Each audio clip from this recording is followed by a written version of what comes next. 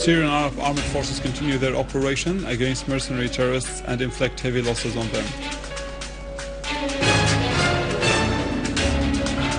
The 2 Italian experts who were kidnapped by an armed terrorist group in Damascus countryside are released.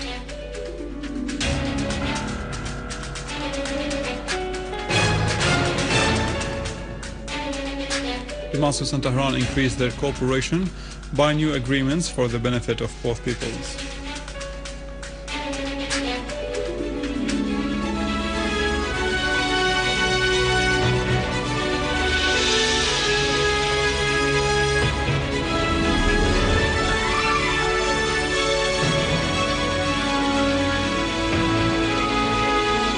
Good afternoon. Russian Foreign Minister Sergei Lavrov announced that what he called Western and some Arab countries are encouraging the opposition in Syria to carry on in an armed struggle against the Syrian government. Lavrov said in a press conference that the UN Human Rights Council has provided evidence that the opposition and the armed groups are carrying executions without trials and torture, and for that reason pressure must be exercised on these parties. Though Lavrov added that his Western colleagues prefer to do other things, including working with some neighboring countries to Syria to instigate and direct the armed fighters to lead on the armed fight against the government, assuring that the process of all of this is more bloodshed.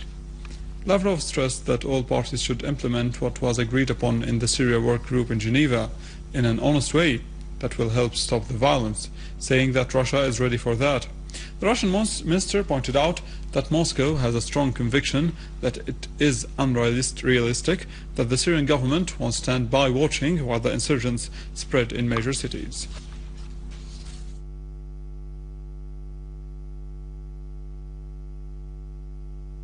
Competent security personnel clashed today with an armed terrorist group that was using a Kia sedan to terrorize people and shoot at them in Al-Furqan neighborhood in Aleppo. Competent security personnel also clashed today with the same armed group that was using the Kia sedan, as we mentioned before, and they shot at them in Al-Furqan quarter in Aleppo. The official source told our reporter that 2 terrorists were killed and 3 others were arrested and their weapons were confiscated. In Al-Sulaymaniya neighborhood in the city, and after receiving information from residents there, competent authorities set up an ambush for a terrorist group that was using a Land Cruiser. The clash led to the death of terrorists and their weapons were confiscated. Also, security forces also chased a terrorist group in Al-Ansari neighborhood east of the city, and this resulted in the casualties in the ranks of the terrorist groups and the confiscation of their weapons and a Geely vehicle they were using. Security forces in cooperation with the residents clashed with 2 terrorist groups near Al-Baladi and roundabout in a Western city in Homs, killing and wounding dozens of terrorists. In the same context, border guards and security forces confronted a terrorist attack by an armed terrorist group from inside the Lebanese territories. An official source in Homs city said that the terrorists targeted border posts of Al-Armuta, Shahira and Al-Raydaniyeh in Tel Kalakh countryside with mortars and RPGs as their infiltration attempts into Syria was foiled. The clash resulted in heavy losses among members of the armed terrorist groups.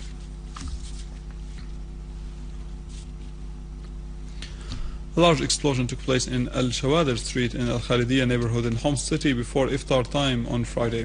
An official source said that the explosion occurred when a terrorist group was planting explosives in the street and its buildings, and that a large number of terrorists were killed or wounded in the blast.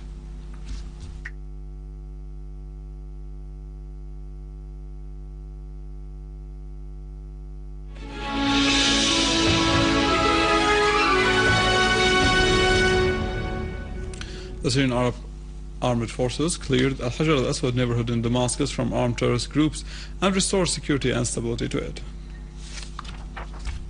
At the end of al-Hajar al Aswad near Hijira fields, an army unit clashed with the fleeing terrorists depending on information given by locals. We came in response to the call of the citizens and to implement the task successfully. We defended the citizens, protected them against the terrorist attacks, and we expelled the terrorists from the Hajar al Aswad area. We stormed the terrorist hideouts in the Hajar al Aswad area, responding to the call of the people, and we pursued the terrorists and killed dozens of them. We will pursue the terrorists in all areas. Our forces are deploying everywhere, and we will pursue them outside the Hajar al Aswad. We had terrorist groups. Thank God.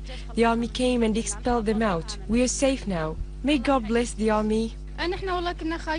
We were afraid. Frankly, I did not feel safe except today, because the situation was very bad and terrible, especially for children who couldn't sleep at night. We used to hear intensive fire. I was abducted by armed terrorists while I was returning home at night. They saw our identity cards. They were carrying machine guns. They imprisoned us and they tortured us the whole night. Look, they took off our clothes, they poured water on us, and they hit us with their guns. Then they made us stand in front of them, directing their weapons at our heads. They used us as human shields, and they opened fire against the army. Today, the army came to release us and the county from the terrorists.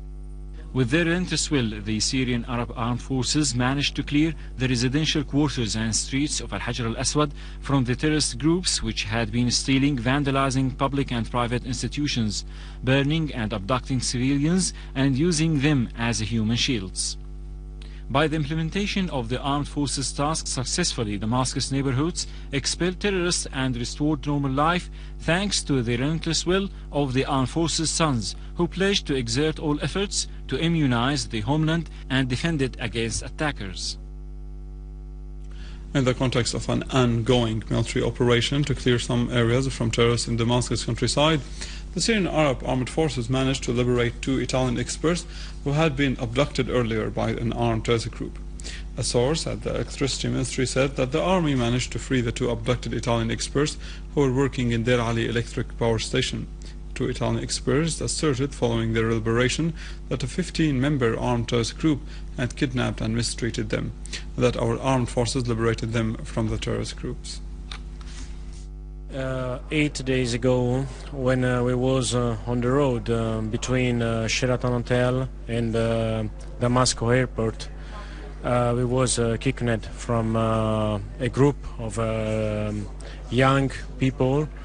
They was full covered, and their face was covered from a black mask. They bring us out from our cars, and they just put us in a line on the wall, and after that they bring us in a place. 8 days because Syrian army, they make free us. Otherwise I don't know how long we will stay there, realistic. It was a lot of army in the house that it was there. We found a lot of army. More sure for 10 people or 15 people. Kalashnikov, gun, granata and bazooka, a lot. Look, the experience, I can talk only with the experience that today I got it with the Syrian army. And I see from this morning at 12, from in the evening, we follow Syrian army in the part of a city where it was, and I never see one action against Syrian people.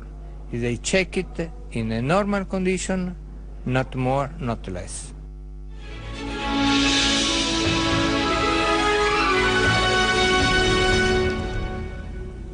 The Syrian official delegation headed by Vice Prime Minister for Service Affairs and Minister of Local Administration Omar Ghalawanji concluded its visit to Iran by signing several memos of understanding with the Iranian side in the fields of electrical energy, health, water and sewage. The Iranian Energy Minister said, and the Syrian Electricity Ministry signed a memo of understanding on electricity dragging to Syria, importing electricity, transmission and distribution equipment, establishing generating plants and renewable electricity generation projects.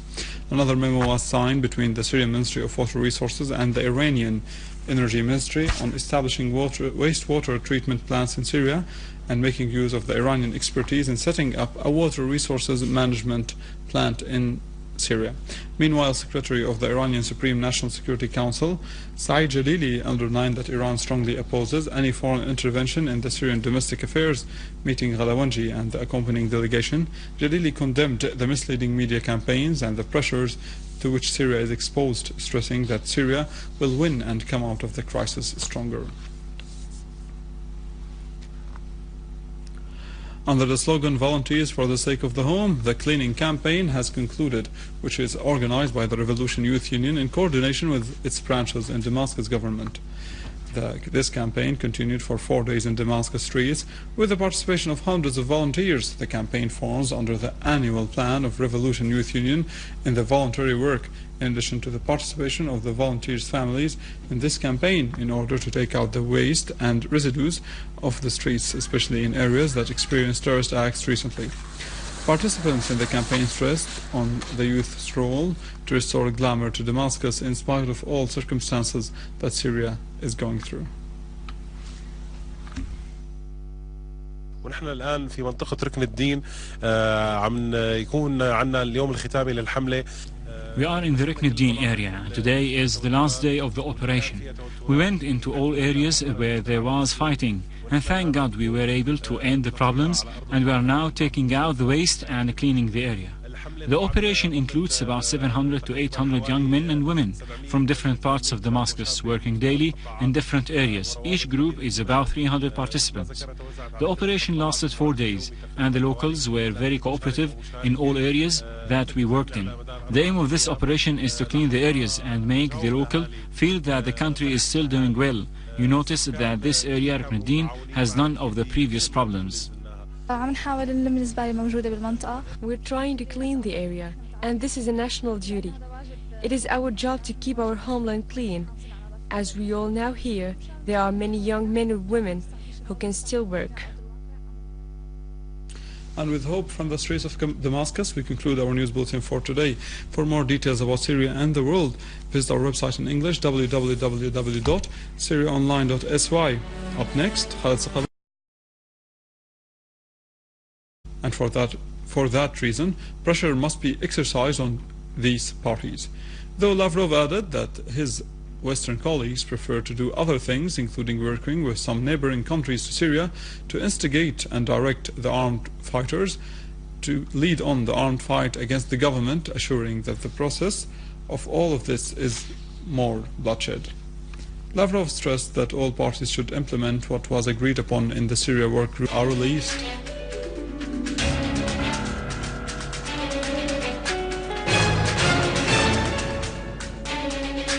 Damascus and Tehran increased their cooperation by new agreements for the benefit of both peoples.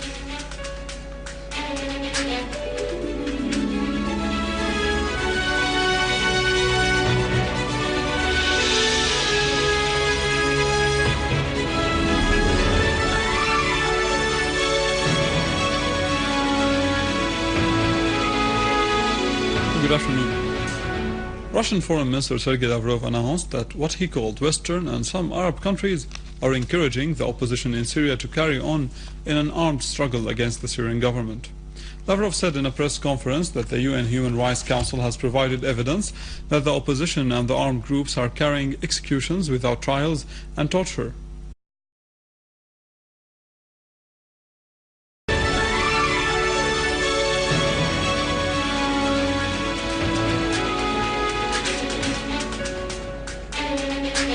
Syrian Arab armed forces continue their operation against mercenary terrorists and inflict heavy losses on them.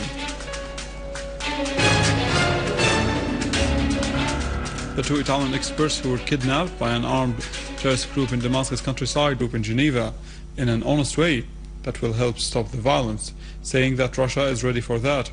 The Russian minister pointed out that Moscow has a strong conviction that it is unrealistic that the Syrian government won't stand by watching while the insurgents spread in major cities.